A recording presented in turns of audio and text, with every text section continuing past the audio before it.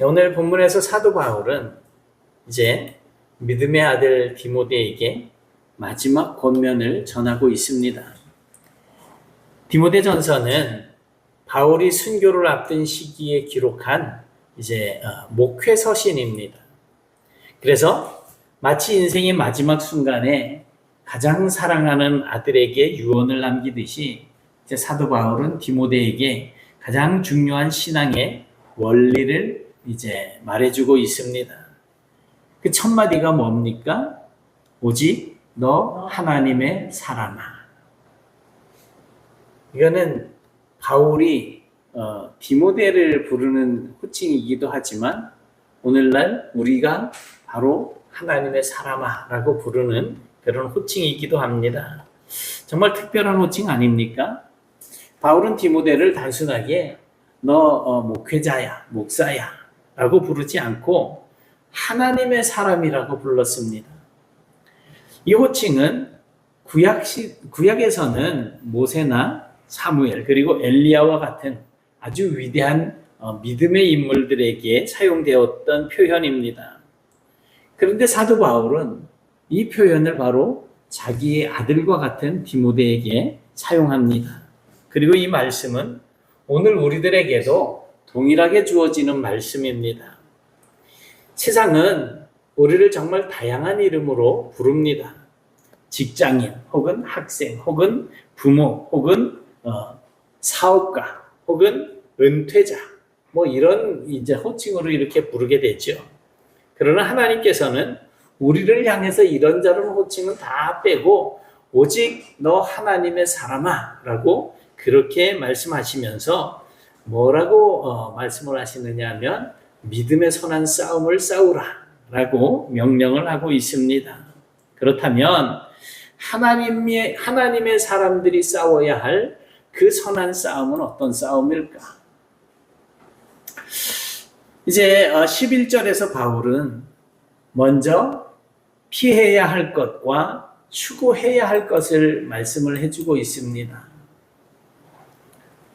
여기서 말하고 있는 11절에서 말하고 있는 이것들을 피하고 할 때 이것들은 이제 지난주에 우리가 살펴보았던 앞에서 말씀했던 다툼을 불러일으키는 어떤 거짓 교훈, 다른 교훈, 그리고 만족을 모르게 하고 온갖 탐욕에 빠지게 하는 돈을 사랑하는 것을 일컫는 것입니다.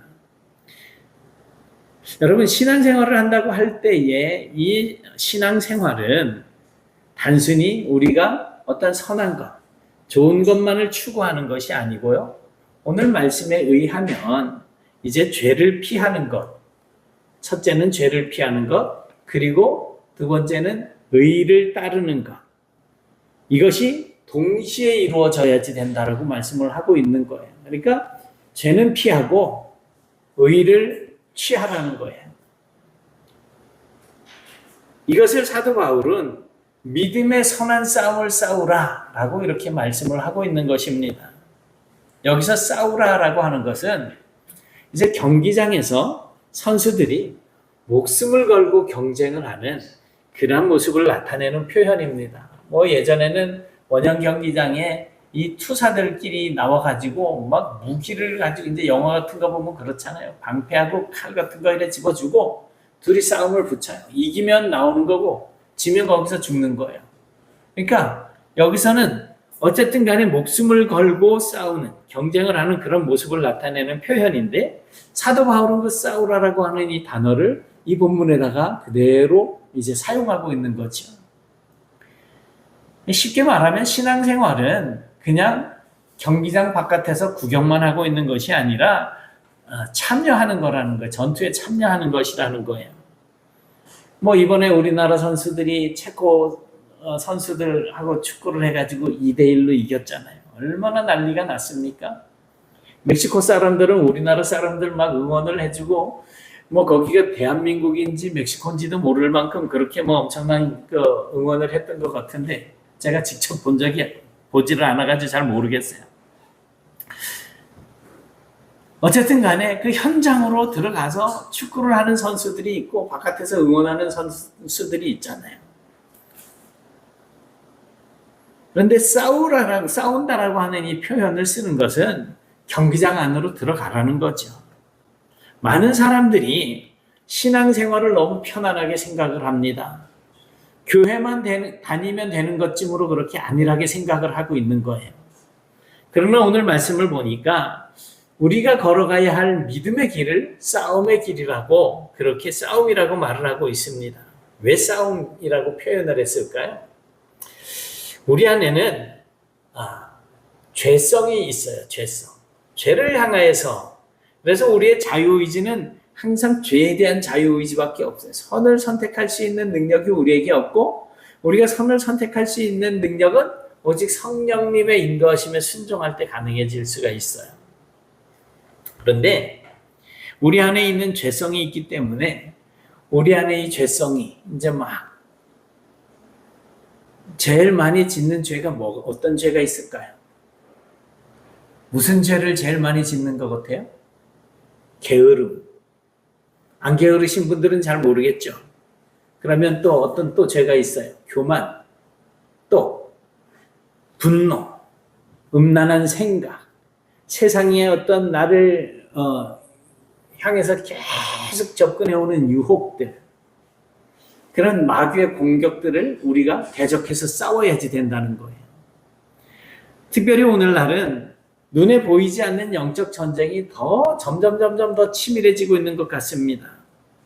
우리 스마트폰 하나만 열어도 정말 수많은 유혹이 있지 않습니까?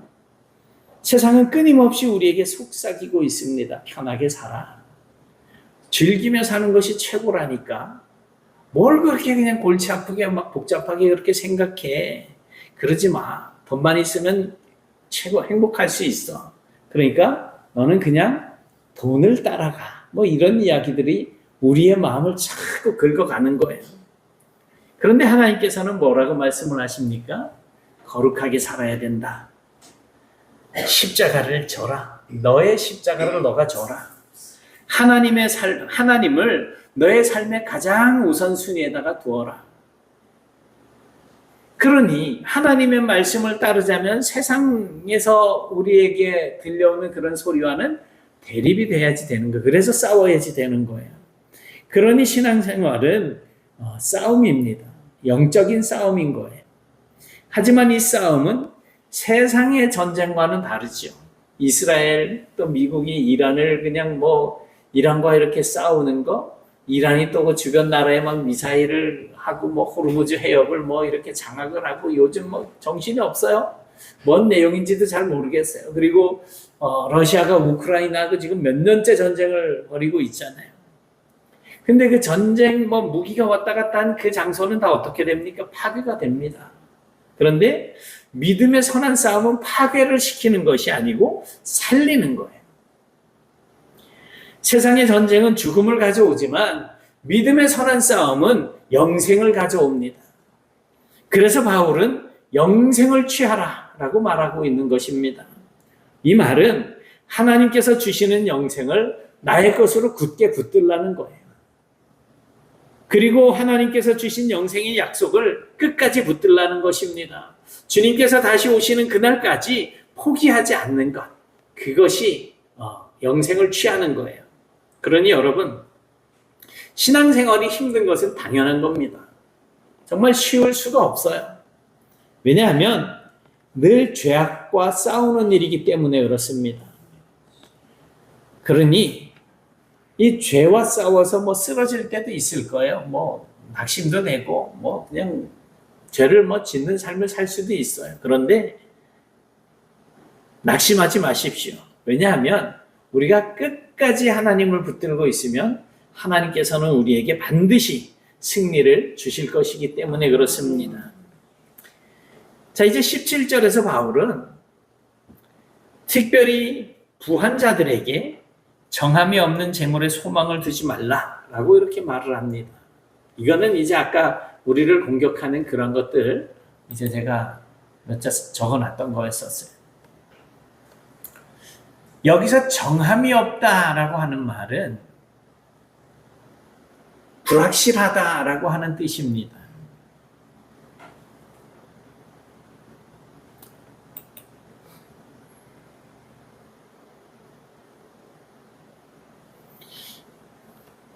어디까지? 네, 불확실하다. 그러니까 17절에서 바울은 특별히 부한 자들에게 뭐라고 말을 해요?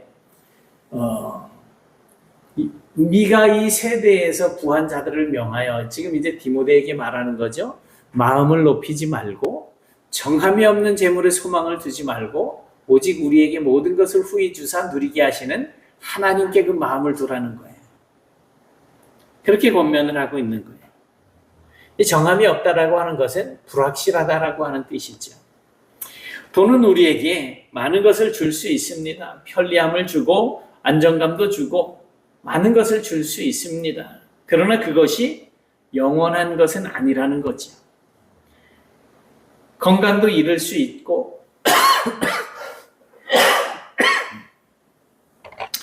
우리가 재산 아무리 많이 쌓아놔도 그 재산도 사라질 수 있습니다. 영원할 것 같은 그 직장도 바뀔 수 있고 정말 단단하게 느껴지던 그 사업장도 무너질 수 있습니다. 세상은 계속 변합니다. 최근 몇 년 동안 우리는 경제적인 위기, 또 전염병, 세계 여러 곳에서 일어나고 있는 이런 전쟁들을 또 경험을 하면서 이러한 것들을 절실하게 느끼고 있지 않습니까?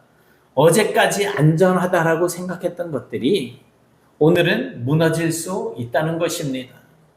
그러므로 우리의 소망은 재물이 아니고 하나님이어야지 된다는 거예요. 바울은 하나님을 어떤 분으로 소개를 하고 있느냐 하면 모든 것을 후히 주사 누리게 하시는 분이시다라고 소개를 하고 있습니다. 하나님은 인색하신 분이 아니십니다. 그래서 자녀들에게 좋은 것을 주시기를 원하시는 아버지이십니다. 문제는 뭡니까? 돈 자체가 문제가 아니고 돈을 의지하는 우리의 마음, 돈을 하나님보다 더 신뢰하는 마음, 그것이 문제라는 거예요. 그래서 바울은 부한 자들에게 세 가지를 권면하고 있습니다. 첫째는 선을 행하라는 거예요. 둘째는 선한 사업을 많이 하라. 세 번째로는 나누어 주기를 좋아하라는 거예요. 성숙한 신앙인은 얼마나 많이 가지고 있느냐가 아니라 얼마나 많이 나누는 삶을 살고 있느냐, 그 삶의 크기를 따라서 이제 나타나게 된다는 거죠. 많이 가진 사람이 부자가 아닙니다. 많이 나누는 사람이 진정한 부자인 거예요. 없이 사는 사람도 나눌 수 있어요. 그런데 많이 가진 사람도 그냥 움켜쥐고 나누어 줄 줄 모르는 그런 사람들도 있습니다. 예수님께서는 뭐라고 말씀하십니까? 같이 봅니다. 시작. 범사에 여러분에게 모본을 보여준 바와 같이 수고하여 악한 자들을 돕고 또 주 예수께서 친히 말씀하신 바 주는 것이 받는 것보다 복이 있다 하심을 기억하여야 할지니라. 아멘. 예수님도 주는 것이 받는 것보다 복이 있다 이렇게 말씀을 하셔요. 현대사회는 끊임없이 더 가져, 더 긁어 모아, 너 많이 갖고 그냥 누리면서 살아 이렇게 말을 합니다. 하지만 하나님께서는 뭐라고 말씀을 하시느냐 하면 나누라고 말씀을 하고 계시는 거예요. 세상은 쌓으라고 말하지만 하나님은 나누라고 말씀하십니다. 이렇게 우리가 하늘 창고에 보물을 쌓는 방법은 나눔과 섬김이고 이것이 영생을 취하는 길이라는 것입니다. 예수님 말씀하시잖아요. 이 작은 자에게 한 것이 곧 나에게 한 것이다. 우리가 이 땅에 사는 동안 나누고 베풀고 하는 이러한 모든 것이 천국 창고에 나의 보화를 쌓아놓는 것이라는 거지요. 자, 이제 선한 싸움은 또 세 번째로 생각할 수 있는 것은 복음을 지키는 싸움이라는 거예요. 20절에 보니까 이제 바울은 마지막으로 아주 중요한 명령을 내립니다. 디모데야, 내가 너에게 부탁한 것을 지키라. 여기서 부탁한 것이라는 것은 뭘까요? 예수 그리스도의 십자가와 예수님께서 죽으셨다가 다시 살아나신 부활, 이것입니다. 예수님이 이 땅에 오셔서 우리의 죄를 다 감당하시고 십자가 달려 죽으셨다가 부활하셨다. 그분이 지금 하늘로 올라가셔서 이제 장차 이 세상을 심판하실 준비를 하고 계신다. 그것을 지키라는 거예요. 그걸 부탁했다는 거예요. 바울 시대에도 거짓 교훈이 많았습니다. 영지주의자들, 이제 영은 선하고 물질은 악하다. 이런 이제 생각을 가지고 있어서 그래서 육신은 악한 거예요. 영이 선한 거예요. 그래서 몸은 어떻게 되든지 간에 막 굴려 먹어도 돼요. 영만 똑바로 서면 된다. 뭐 이런 식으로 이제 교훈하던 그런 사람들인데 그런 자들이 교회에 들어와서 예수님도 사실은 영으로 오신 것이지 우리 눈에 보이기만 하는 것이지 육신이 아니야 라고 가르치기 시작합니다. 그렇게 교회를 흔들었고 사람들은 복음보다 새로운 그 지식을 더 좋아하기 시작했습니다. 요즘은 더 심각하죠. 인터넷과 SNS를 통해서 정말 수많은 정보가 쏟아지지 않습니까? 그러나 정보가 많다고 진리가 더 많아지는 것은 아닙니다. 요즘 동성애에 관한 것들이 처음에 뭐 한 500명 정도 모여가지고서 축제를 벌이던 이 퀴어 축제하던 사람들이 이번에는 5만 명이 모여서 축제를 벌였다는 거예요. 아침에 그 멕시코에 그 5만 명 모여 얼마나 어마어마해요. 그런 사람들이 모여가지고 이제 자기 자식이 동성애에 빠져 있는 것을 보고 처음에는 거부했지만 자식들이 그럴 수도 있겠다 해가지고 동성애 동조하는 부모들이 나오고 있는 거예요. 이런 식으로 빠져들어가고 있는 거예요. 하나님의 말씀을 변질시키고 이거는 인권 이런 문제가 아닌 거예요. 진리의 문제인 거예요. 그런데 적당하게 이제 그들과 타협해 나가고 있는 거죠. 그러니까 아무리 많은 정보가 있고 뭐 인권적으로 뭐 어쩌고 해가지고 성향이 다르고 그래서 인정해줘야 된다라고 이야기하지만 그것들이 다 진리는 아니라는 거예요. 오히려 그런 시대가 되다 보니까 진리를 분별해지는 것이 더 어려워지고 말았습니다. 세상은 뭘 강조해요? 성공을 강조하는 그런 신앙. 그래서 목사님들도 설교를 하는데 막 이래야 성공합니다. 성공하고자 하면 이래야 합니다. 뭐 이러면서 설교를 해요. 또 축복만 강조하고 또 회개 없는 구원, 십자가 없는 복음을 전하기 시작해요. 예전에 어떤 목사님은 아주 유명한 목적이 이끄는 삶. 목적이 뭘 이끌어요? 우리를 이끌어줄 수 없어요. 목적을 두더라도 우리를 이끌어주시는 이는 하나님이시란 말이에요. 그 목표를 하나님께 둬야 되는데 내가 되고 싶은 그것을 가지고 마치 그것이 내가 하나님의 뜻을 이루는 것이냐 그렇게 복음이 없는 그런 신앙으로 가게 만들고 십자가가 없어요. 그런 분들이 설교하는 데는 절대 예수님에 대한 그런 내용들이 빠져 있어요. 성공만 강조하죠. 구원을 얻는데 자기의 죄에 대한 회개가 없는 거예요. 예수 믿기만 하면 구원을 받는데요. 그래놓고 너 마음대로 살라는 거예요. 이게 말이 안 되잖아요. 이런 왜곡된 가르침들이 끊임없이 들어오고 있습니다. 그래서 우리는 더욱더 말씀 위에 굳게 서야지 되는 거예요. 교회가 건강하려면 강단이 건강해야지 돼. 강단이 건강하다라는 것은 목사가 말씀을 전할 때 하나님의 말씀을 변질 없이 전해야지 된다는 거죠. 그래서 우리는 건강한 강단을 위해서 정말 목사를 위해서 기도 많이 하셔야지 됩니다. 거짓말 안 하게 해달라고 기도하셔야지 되고 게으름 피우지 않게 해달라고 기도하셔야지 돼요. 그리고 우리가 반드시 기억해야 할 것은 주일 예배만으로는 부족하다라는 것입니다. 개인적으로 말씀을 읽고 묵상하고 배우고 순종해야지 됩니다. 진리를 알아야 거짓을 분별할 수 있지 않겠습니까? 우리가 복음을 지키는 가장 좋은 방법은 우리가 이 복음을 사랑하는 거예요. 여러분, 오늘 바울은 우리에게 세 가지를 말씀을 해주고 있습니다. 믿음의 선한 싸움을 싸워라. 두 번째로 하나님께만 소망을 두라. 세 번째는 복음을 굳게 지키라. 우리의 삶은 정말 결코 쉬운 삶이 아닙니다. 때로는 넘어지고 때로는 낙심하고 때로는 포기하고 싶을 때도 있습니다. 그러나 우리가 싸우는 이 싸움은 혼자 싸우는 싸움이 아니라는 것입니다. 우리와 함께 하시는 이 우리와 우리의 싸움을 대신 나가서 싸워주시는 이는 만왕의 왕이시고 만주의 주이신 하나님께서 함께 하신다는 겁니다. 예수께서 우리를 위해서 이미 십자가에서 승리를 쟁취해 놓으셨습니다. 성령님께서도 지금 우리 안에서, 내 안에서, 이 안에서 역사하고 계십니다.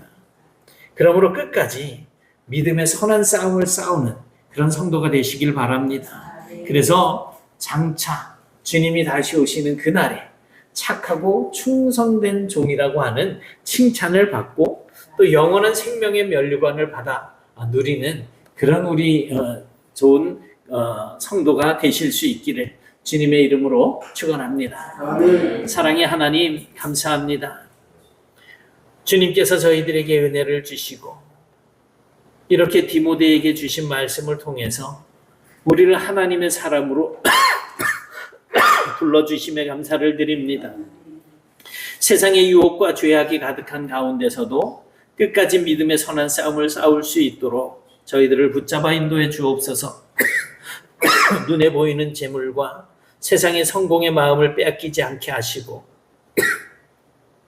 오직 영원하시고 변함없으신 하나님만을 소망하며 살아갈 수 있도록 도와주옵시며 우리에게 맡기신 복음을 굳게 지키게 하시고 진리의 말씀을 옳게 분별할 수 있는 기회를 허락하여 주시옵소서. 연약한 우리의 힘으로는 감당할 수 없겠사오니 날마다 성령으로 충만하게 하시고 주님의 은혜로 저희들을 붙잡아 주옵소서. 주님 다시 오시는 그날까지 흠도 없고 책망받을 것도 없는 믿음을 지키며 살아가는 저희들이 되게 하여 주옵소서. 끝까지 승리하는 삶을 살아갈 수 있도록 붙잡아 주시기를 소원하옵고 예수님 이름으로 기도드리옵나이다. 아멘.